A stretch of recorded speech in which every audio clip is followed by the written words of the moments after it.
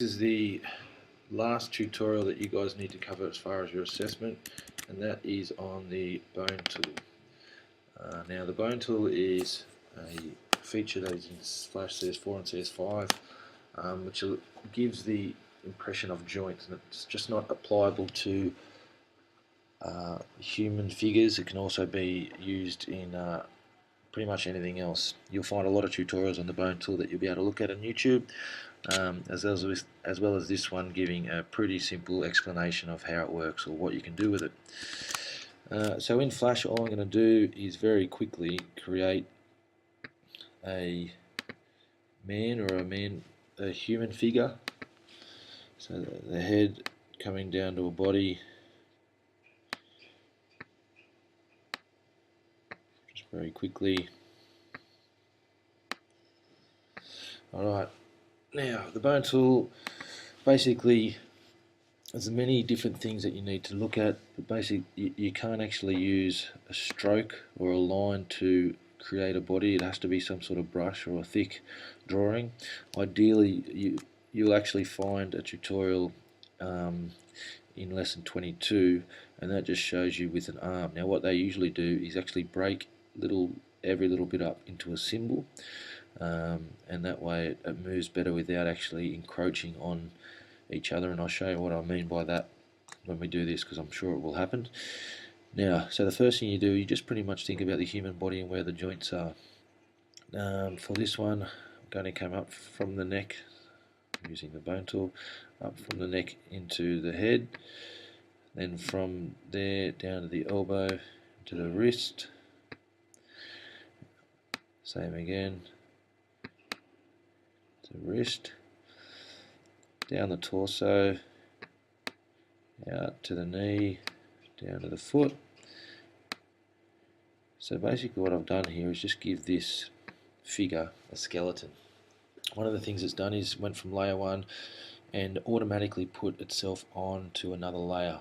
Now it's good that it does that, because each tween or anything of that sort always has to be on its own layer, so Flash already does that for you. So I'm just going to go to, say, frame 40, hit function F5 to insert a frame, and now I've got 1.3 seconds of, 1.6 seconds of movement here. Now just like you would with motion tween, I can click on a particular area using the arrow tool, and now when I move it around, it will actually move it like it's a joint.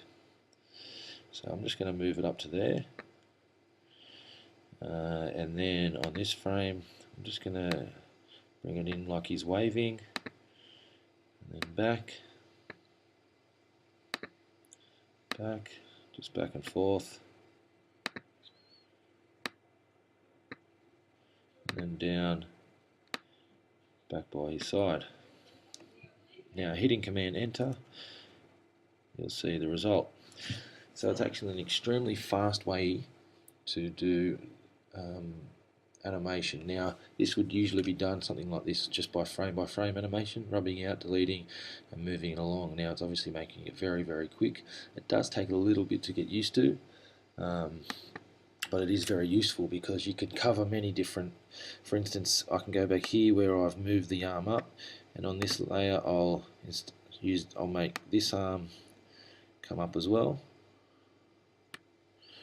Okay, so now it'll go up, and then because I've already set it back down, it'll go down. So if I hit Command Enter, alright, so you see this fast movement that happens very quickly, animates a different part or a different section. I can also say move the head,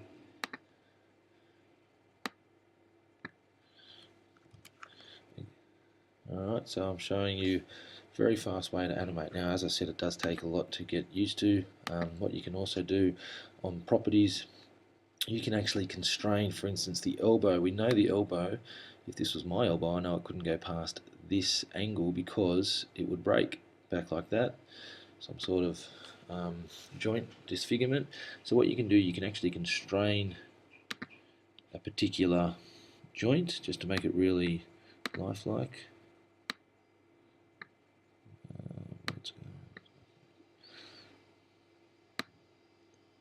Okay, so what's happening is I'm pretty sure I have to use the sub selection tool.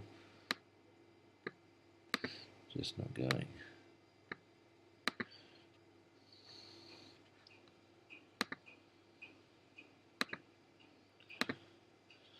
Okay, so using these, there you go.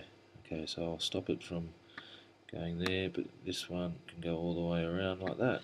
So now when I move it, I can go down there, but I can't go past that angle. Alright, so it can be useful just to maybe a knee joint and things like that.